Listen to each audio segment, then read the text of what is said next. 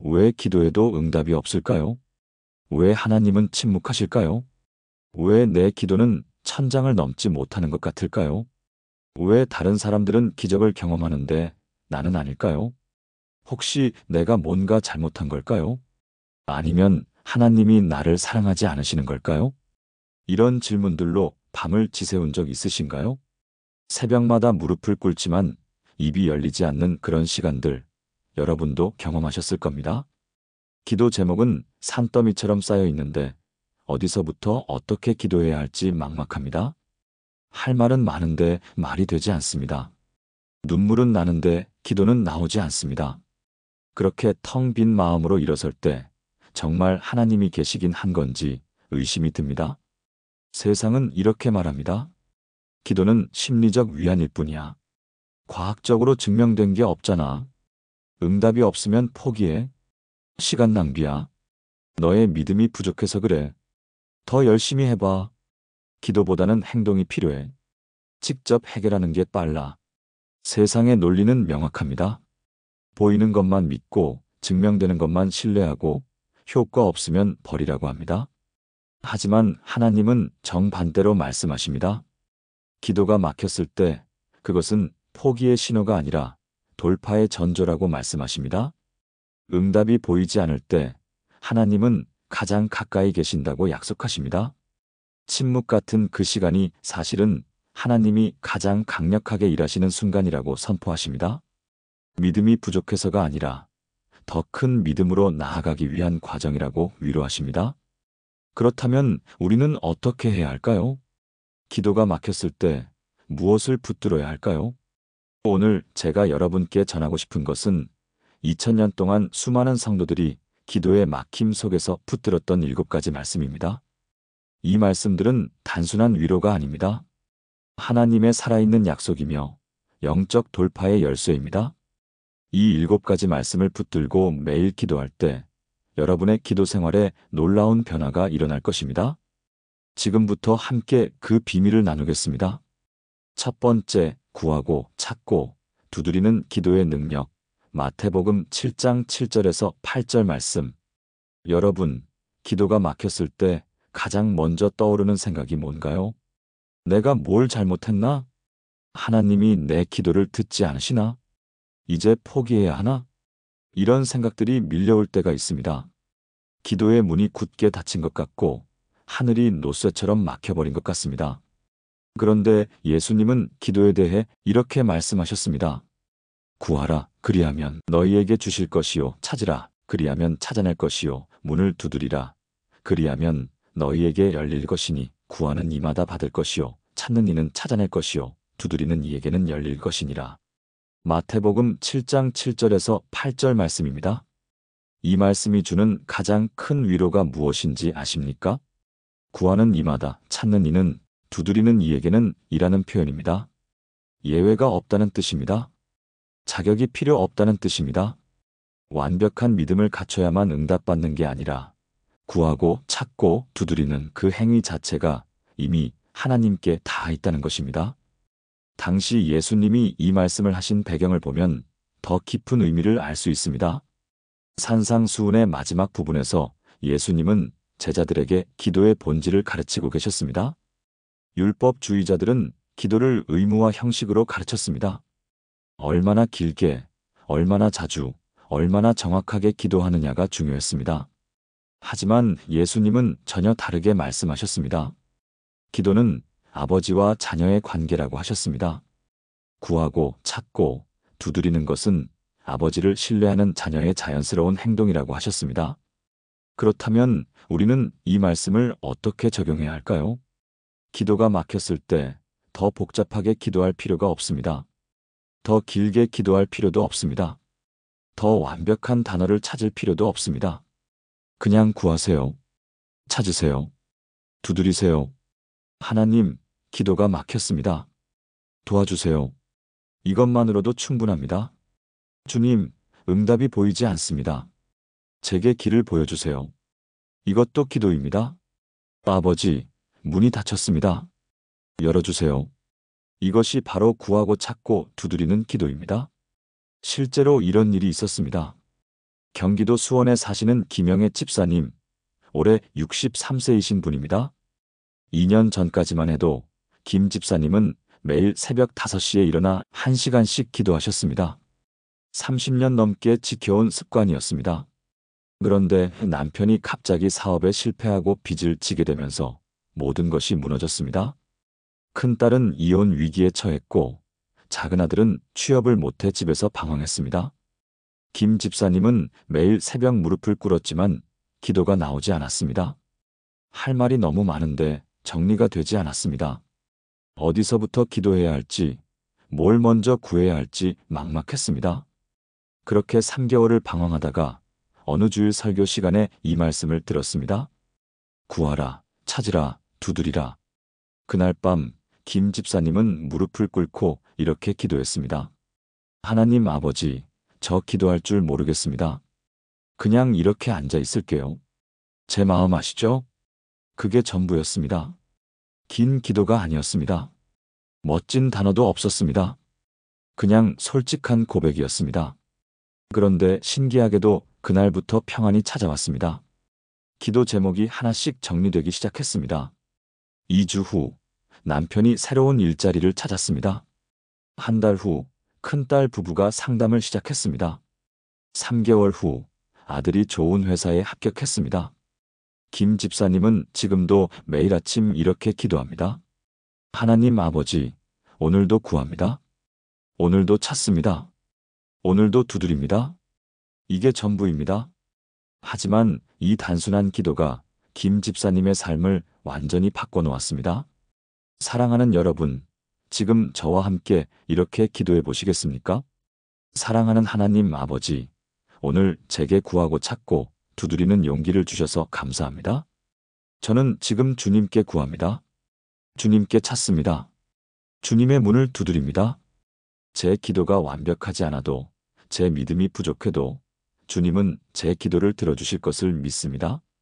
구하는 자에게 주시고 찾는 자에게 열어주시며 두드리는 자에게 응답하시는 주님을 신뢰합니다. 오늘도 제 입술을 열어주시고 제 마음을 주님께 쏟아낼 수 있게 하소서. 예수님의 이름으로 기도합니다. 아멘. 여러분, 기도가 막혔을 때 포기하지 마세요. 더 복잡하게 만들지도 마세요. 그냥 구하고 찾고 두드리세요. 그것이 하나님이 기뻐하시는 기도입니다. 두 번째, 말할 수 없는 탄식으로 도우시는 성령님. 로마서 8장 26절 말씀. 기도가 막혔을 때 우리가 느끼는 가장 큰 고통은 무엇일까요? 바로 말이 안 나온다는 것입니다. 뭐라고 기도해야 할지 모르겠습니다. 어떤 단어를 써야 할지 막막합니다. 입은 열었는데 침묵만 흐릅니다. 기도 제목은 분명한데 표현이 안 됩니다. 이럴 때 우리는 자책합니다. 내가 기도를 못하는구나. 믿음이 부족하구나. 하지만 성경은 놀라운 진리를 알려줍니다.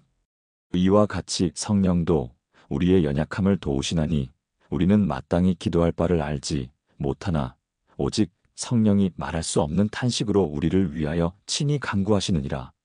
로마서 8장 26절 말씀입니다. 이 말씀 보셨습니까? 우리는 마땅히 기도할 바를 알지 못하나. 여러분만 그런 게 아닙니다. 우리 모두가 그렇습니다.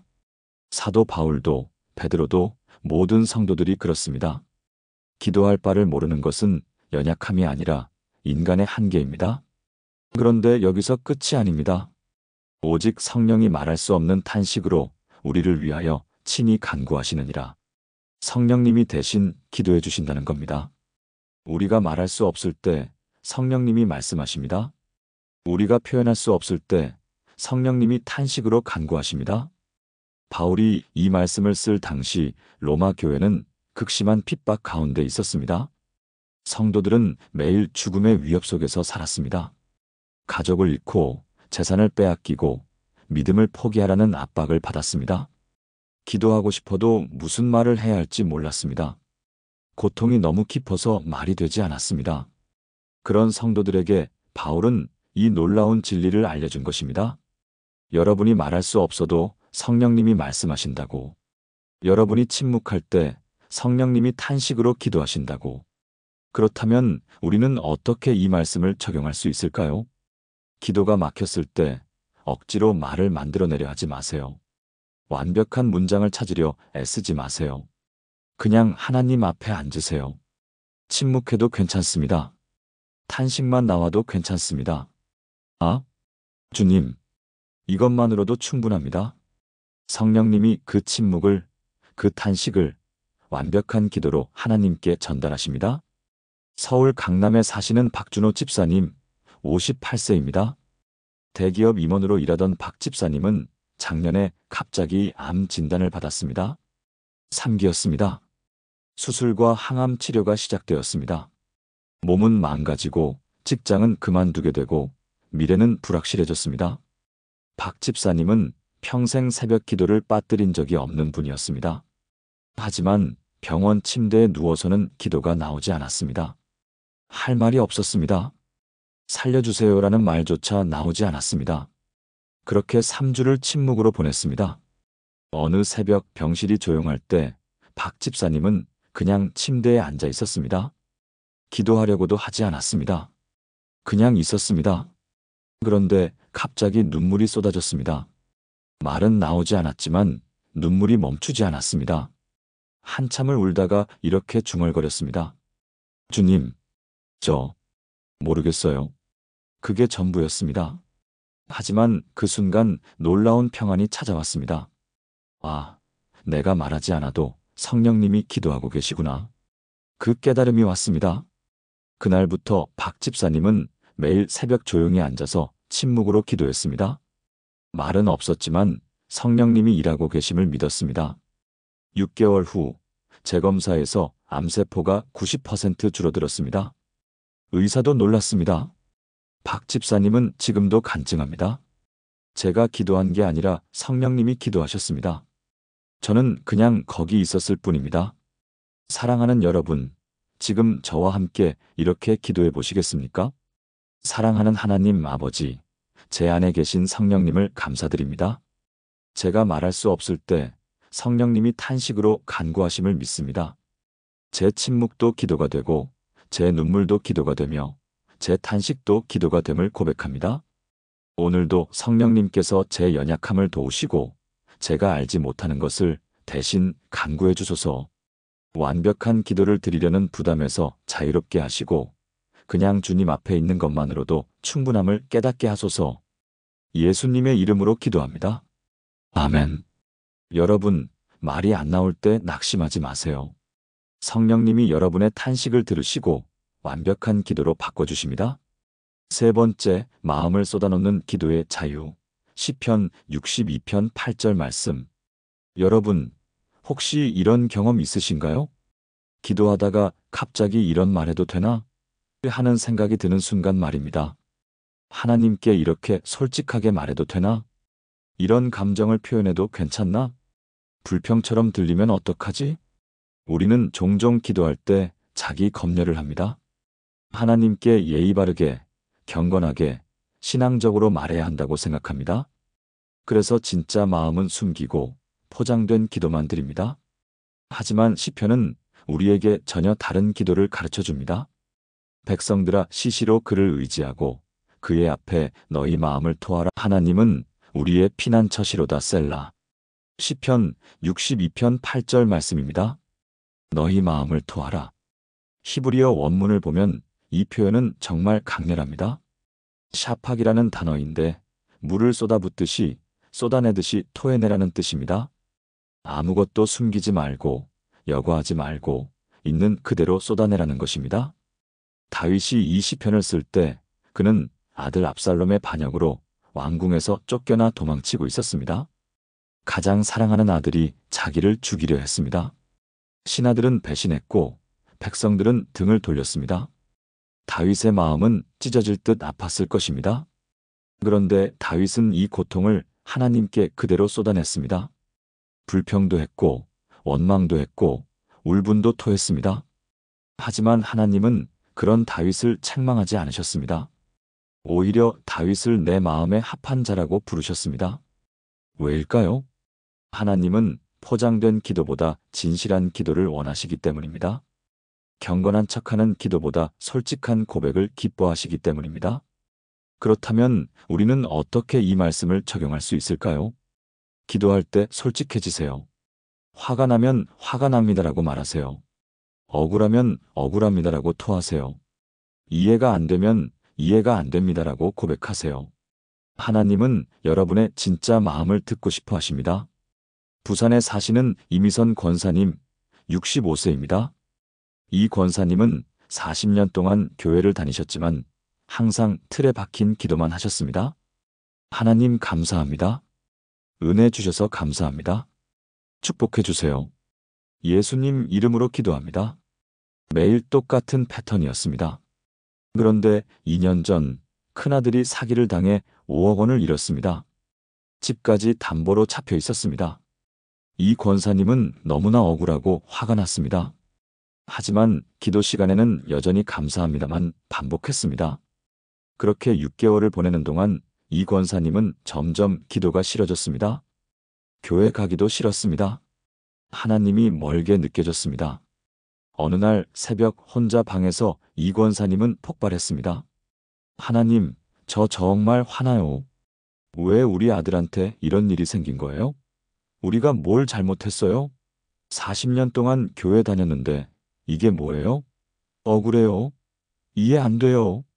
소리를 지르며 울었습니다. 쌓였던 감정을 다 쏟아냈습니다. 그렇게 한참을 울다가 조용해졌을 때 놀라운 평안이 찾아왔습니다. 아, 이게 진짜 기도구나. 그 깨달음이 왔습니다. 그날부터 이 권사님은 하나님께 진짜 마음을 말하기 시작했습니다.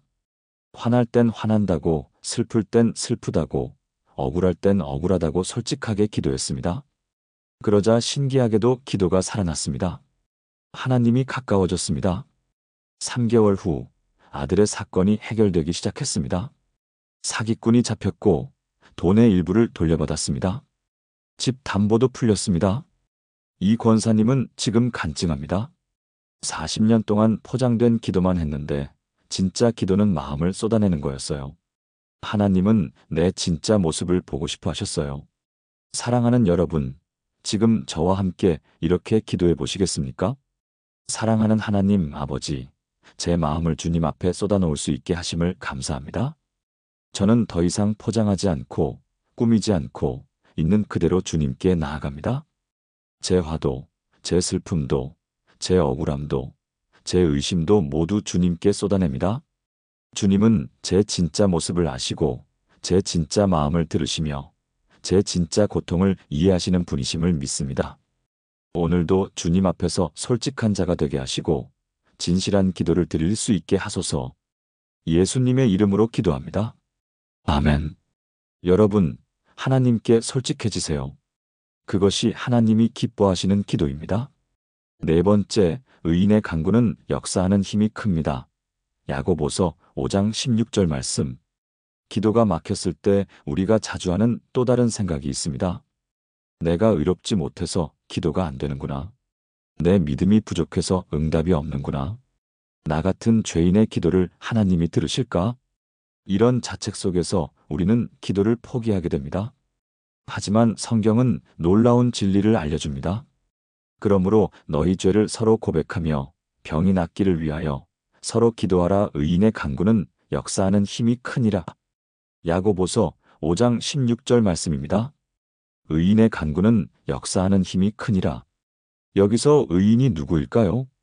완벽한 사람일까요? 죄 없는 사람일까요? 아닙니다. 바로 앞 구절을 보면 너희 죄를 서로 고백하며라고 되어 있습니다. 죄를 고백하는 사람, 즉 자신의 연약함을 인정하고 하나님께 나아오는 사람이 바로 의인입니다. 예수 그리스도를 믿고 그분의 의로움을 덧입은 사람이 의인입니다. 완벽해서 의인이 아니라 예수님 때문에 의인입니다. 야고보가 이 편지를 쓸 당시 초대교회 성도들은 극심한 핍박 속에서 살았습니다. 많은 사람들이 병들고 가난하고 고통받았습니다. 그들은 자신들의 기도가 하나님께 닿을지 의심했습니다.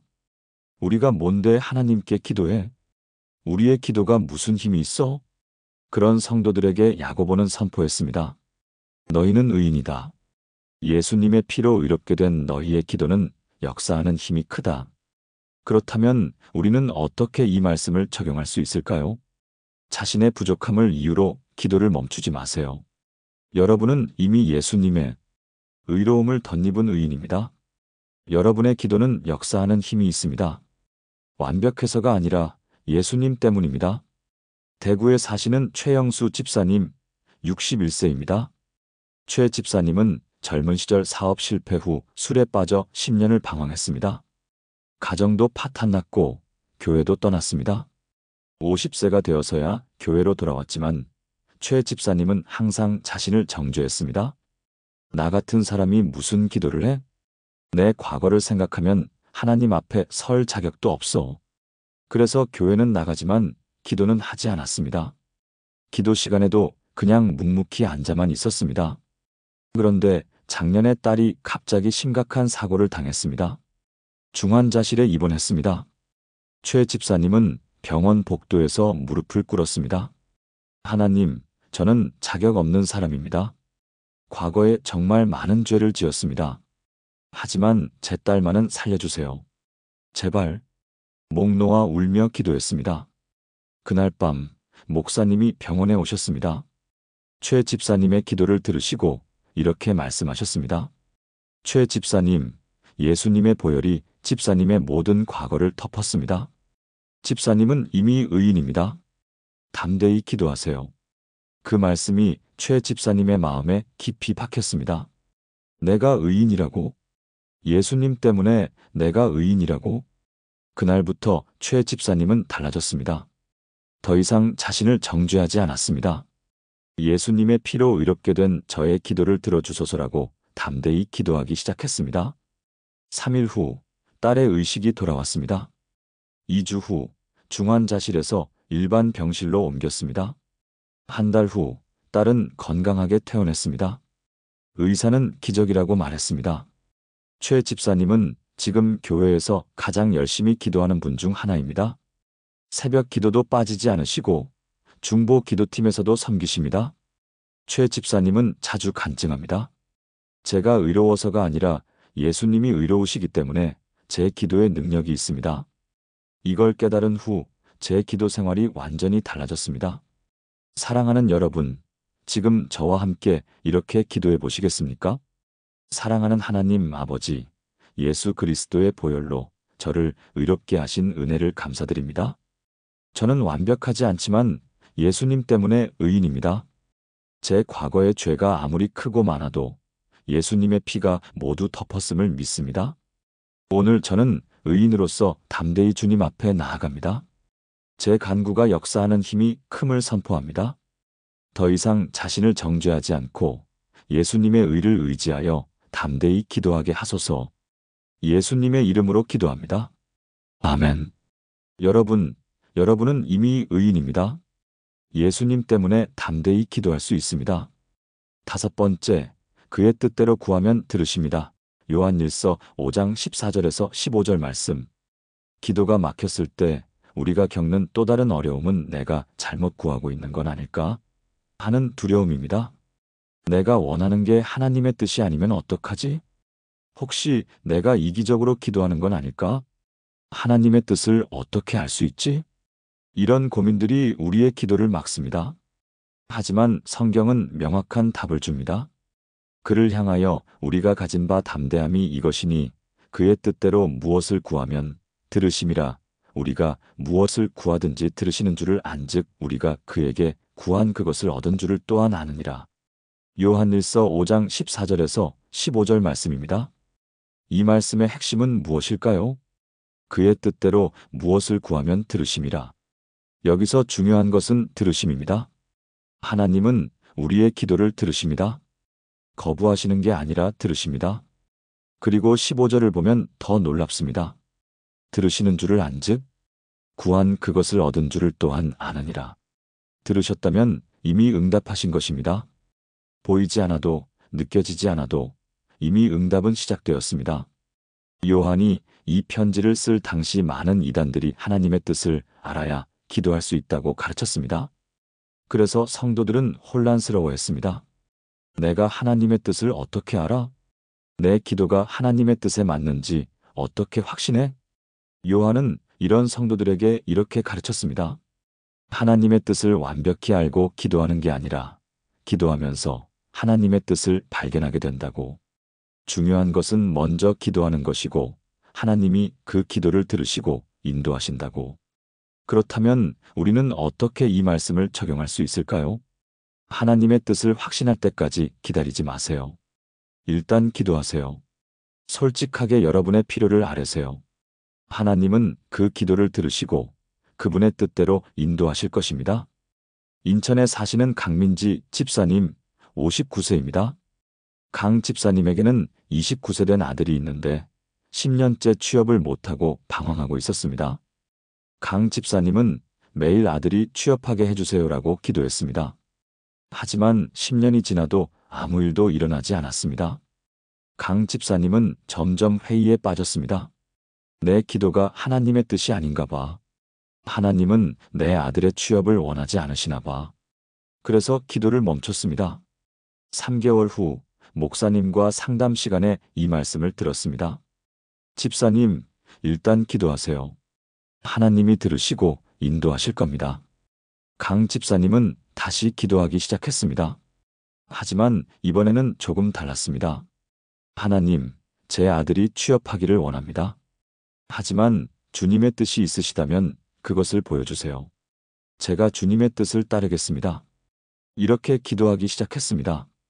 2주 후 강 집사님은 아들과 깊은 대화를 나눴습니다. 그 대화에서 놀라운 사실을 알게 되었습니다. 아들은 취업을 원하지 않았습니다. 대신 제빵사가 되고 싶어 했습니다.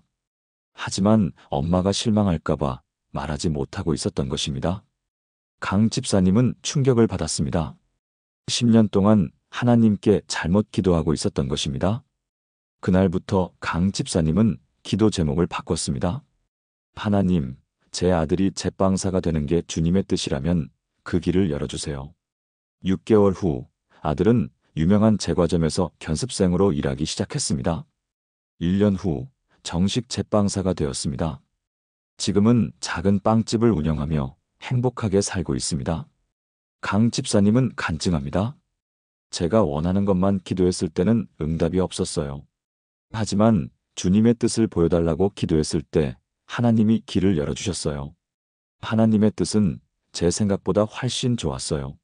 사랑하는 여러분, 지금 저와 함께 이렇게 기도해 보시겠습니까?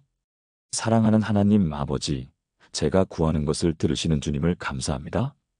저는 오늘 제 필요를 솔직하게 주님께 아뢰지만 주님의 뜻이 제 생각보다 높고 크심을 믿습니다. 제가 구하는 것이 주님의 뜻과 다르다면 주님의 뜻을 제게 보여주소서. 제가 원하는 것보다 주님이 원하시는 것이 훨씬 좋음을 믿습니다. 오늘도 주님의 뜻대로 인도하시고 제 기도를 들으시며 가장 좋은 것으로 응답하소서. 예수님의 이름으로 기도합니다. 아멘. 여러분, 하나님의 뜻을 두려워하지 마세요. 하나님의 뜻은 언제나 우리의 생각보다 좋습니다. 6번째, 염려 대신 감사하며 구하라. 빌립보서 4장 6절에서 7절 말씀. 기도가 막히는 가장 큰 이유 중 하나가 뭔지 아십니까? 바로 염려입니다. 걱정이 너무 많아서 기도가 막힙니다. 불안이 너무 커서 말이 나오지 않습니다. 두려움이 마음을 꽉 채우고 있어서 기도할 여유가 없습니다. 우리는 염려하느라 기도할 시간을 잃어버립니다. 하지만 성경은 정반대의 길을 제시합니다. 아무것도 염려하지 말고 다만 모든 일에 기도와 간구로 너희 구할 것을 감사함으로 하나님께 아뢰라. 그리하면 모든 지각에 뛰어난 하나님의 평강이 그리스도 예수 안에서 너희 마음과 생각을 지키시리라. 빌립보서 4장 6절에서 7절 말씀입니다. 이 말씀의 구조를 보세요. 아무것도 염려하지 말고는 염려를 멈추라. 다만 모든 일에 기도와 간구로는 기도로 대체하라. 감사함으로 하나님께 아뢰라는 감사를 더하라. 그리하면 평강이 지키시리라는 결과는 평안, 염려를 기도로 바꾸라는 것입니다. 그것도 감사와 함께 말입니다. 바울이 이 편지를 쓸 당시 그는 로마 감옥에 갇혀 있었습니다. 언제 죽을지 모르는 상황이었습니다. 빌립보 교회도 핍박받고 있었습니다. 성도들은 두려움과 염려로 가득했습니다. 그런 상황에서 바울은 염려하지 말고 기도하라고 말합니다. 더 놀라운 것은 감사함으로라는 부분입니다. 아무것도 없는데 어떻게 감사합니까? 미래가 불확실한데 어떻게 감사합니까? 하지만 바울의 감사는 상황에 대한 감사가 아니었습니다. 기도를 들으시는 하나님에 대한 감사였습니다. 이미 응답하신 것에 대한 믿음의 감사였습니다. 그렇다면 우리는 어떻게 이 말씀을 적용할 수 있을까요? 염려가 밀려올 때 그것을 기도로 바꾸세요. 걱정 목록을 기도 제목으로 전환하세요. 그리고 아직 보이지 않아도 미리 감사하세요. 하나님이 들으셨고 응답하실 것을 믿기 때문입니다. 광주에 사시는 박영숙 권사님, 67세입니다. 박 권사님은 평생 걱정이 많은 분이었습니다. 자녀들 걱정, 건강 걱정, 경제 걱정, 미래 걱정. 걱정하느라 잠도 못 자고 기도도 못 했습니다. 기도 시간에도 걱정만 하다가 끝났습니다. 3년 전 남편이 갑자기 뇌졸중으로 쓰러졌습니다. 병원비가 엄청나게 나왔습니다. 박 권사님은 완전히 무너졌습니다. 밤낮으로 걱정만 했습니다. 병원비를 어떻게 감당하지? 남편이 다시 일할 수 있을까? 우리 노후는 어떻게 되는 거지? 그렇게 한 달을 보내는 동안 박 권사님은 10kg이 빠졌습니다. 우울증까지 왔습니다. 어느 날 목사님이 병원에 방문하셨습니다. 박 권사님의 상태를 보시고 이 말씀을 나누셨습니다. 권사님, 걱정을 기도로 바꾸세요. 그리고 미리 감사하세요. 박 권사님은 반문했습니다. 무엇을 감사해요? 지금 상황에서? 목사님은 대답하셨습니다. 하나님이 들으시고 응답하실 것을 미리 감사하세요. 그날 밤 박 권사님은 노트를 꺼냈습니다. 걱정 목록을 하나씩 적었습니다. 병원비, 남편 회복, 경제 상황, 미래. 그리고 각 항목 옆에 이렇게 썼습니다. 이것을 하나님께 맡기고 감사합니다. 처음엔 억지로 쓰는 것 같았습니다. 하지만 매일 그렇게 기도하고 감사하기 시작했습니다. 2주 후 신기한 평안이 찾아왔습니다. 상황은 변하지 않았는데 마음이 안정되었습니다. 한 달 후 남편이 빠르게 회복되기 시작했습니다. 2개월 후 교회에서 의료비를 지원해 주었습니다. 3개월 후 남편이 재활 치료를 마치고 집으로 돌아왔습니다. 6개월 후 남편이 가벼운 일을 다시 시작했습니다. 박 권사님은 지금도 그 노트를 가지고 있습니다. 걱정이 생길 때마다 기도 제목으로 바꾸고 미리 감사를 적습니다. 그리고 응답받으면 날짜를 적어 놓습니다. 그 노트는 이제 기적의 기록이 되었습니다. 박 권사님은 간증합니다. 걱정하느라 기도 못하던 제가 이제는 기도하느라 걱정할 시간이 없어요. 미리 감사하니까 마음에 평안이 와요. 사랑하는 여러분, 지금 저와 함께 이렇게 기도해 보시겠습니까? 사랑하는 하나님 아버지, 제 모든 염려를 주님께 맡깁니다. 제가 걱정하는 모든 일들을 지금 기도로 드립니다. 아직 보이지 않아도, 아직 해결되지 않아도 주님이 들으시고 응답하심을 믿고 미리 감사드립니다. 염려 대신 기도를, 불안 대신 감사를 선택합니다. 주님의 평강이 제 마음과 생각을 지켜주시고 걱정으로 가득한 마음을 평안으로 채워주소서. 예수님의 이름으로 기도합니다. 아멘. 여러분, 걱정을 기도로 바꾸세요. 그리고 미리 감사하세요. 그것이 평안의 비결입니다. 7번째, 의인이 부르짖으면 여호와께서 들으십니다. 시편 34편 17절 말씀. 드디어 7번째 말씀에 도달했습니다. 기도가 막혔을 때 우리에게 필요한 마지막 한 가지는 무엇일까요? 바로 확신입니다. 하나님이 정말 내 기도를 들으실까? 이 의심을 넘어서는 확신 말입니다. 시편 기자는 이렇게 선포합니다. 의인이 부르짖음에 여호와께서 들으시고 그들의 모든 환난에서 건지시는도다. 시편 34편 17절 말씀입니다. 이 말씀에서 가장 중요한 단어는 들으시고입니다. 의심이 아닙니다. 가능성도 아닙니다. 들으시고입니다. 확실한 사실입니다. 변하지 않는 진리입니다. 의인이 부르짖으면 여호와께서 반드시 들으십니다. 다윗이 이 시편을 쓸 때 그는 사울 왕에게 쫓겨다니던 시절이었습니다. 매일이 생존의 위기였습니다. 동굴에 숨고 광야를 헤매고 죽음의 위협 속에서 살았습니다. 그런 다윗이 부르짖었습니다. 그리고 하나님이 들으셨습니다. 다윗은 그 경험을 바탕으로 이 시편을 썼습니다. 의인이 부르짖음에 여호와께서 들으시고 그들의 모든 환난에서 건지시는도다. 이것은 다윗의 상상이 아닙니다. 희망사항도 아닙니다. 경험에서 나온 확신입니다. 그렇다면 우리는 어떻게 이 말씀을 적용할 수 있을까요? 기도할 때 의심하지 마세요. 혹시 하나님이 안 들으시면 어떡하지? 라고 생각하지 마세요. 대신 이렇게 선포하세요. 하나님은 내 부르짖음을 들으신다. 하나님은 반드시 응답하신다. 하나님은 나를 모든 환난에서 건지신다. 이것이 믿음의 기도입니다. 전주에 사시는 김철수 장로님 71세입니다. 김 장로님은 50년 넘게 교회를 다니신 분입니다. 평생 기도의 사람으로 살아오셨습니다. 하지만 5년 전 큰 시련이 찾아왔습니다. 아내가 치매 진단을 받았습니다. 날이 갈수록 증상이 심해졌습니다. 김 장로님을 알아보지 못했습니다. 자녀들도 알아보지 못했습니다. 김 장로님은 매일 부르짖었습니다. 하나님, 제 아내를 고쳐주세요. 하지만 3년이 지나도 아무 변화가 없었습니다. 김 장로님은 점점 지쳐갔습니다. 하나님이 정말 내 기도를 들으시나? 50년을 믿었는데 왜 이런 일이? 기도가 막혔습니다. 입이 열리지 않았습니다. 그렇게 6개월을 침묵으로 보냈습니다. 어느 새벽 홀로 앉아 있을 때 갑자기 이 말씀이 떠올랐습니다. 의인이 부르짖음에 여호와께서 들으시고 그 순간 김 장로님은 깨달았습니다. 하나님은 들으셨어. 3년 동안 계속 들으셨어. 내가 원하는 방식으로 응답하지 않으셨을 뿐 들으시고 함께 하셨어. 그날부터 김 장로님의 기도가 바뀌었습니다. 하나님 고쳐달라고만 했는데 이제 감사드립니다.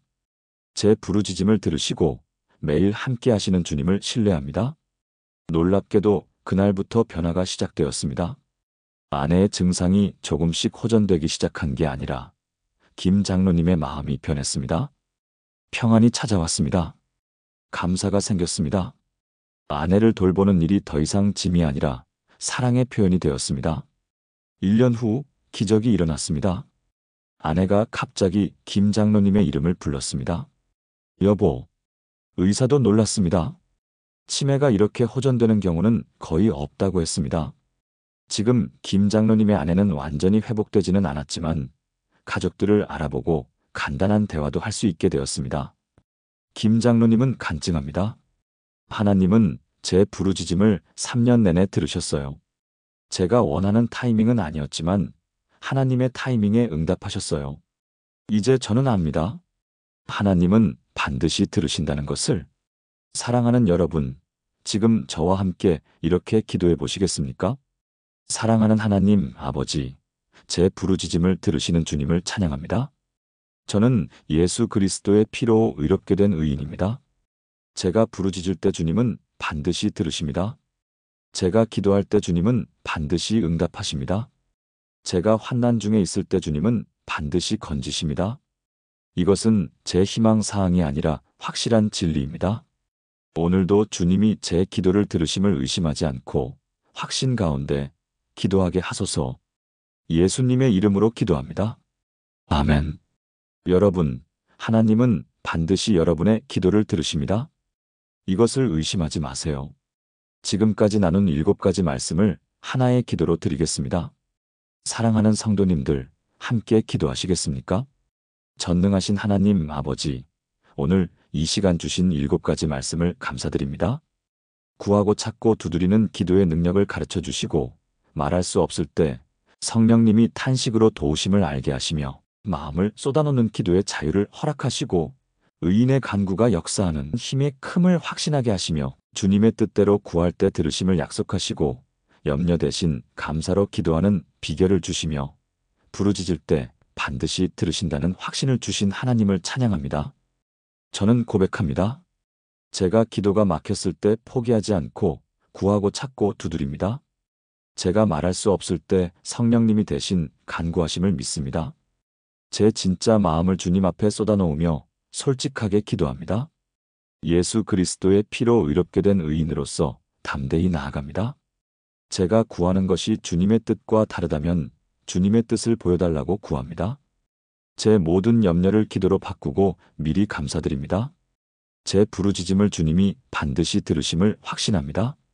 오늘부터 저와 제 가족이 이 7가지 말씀을 붙들고 매일 기도하게 하소서.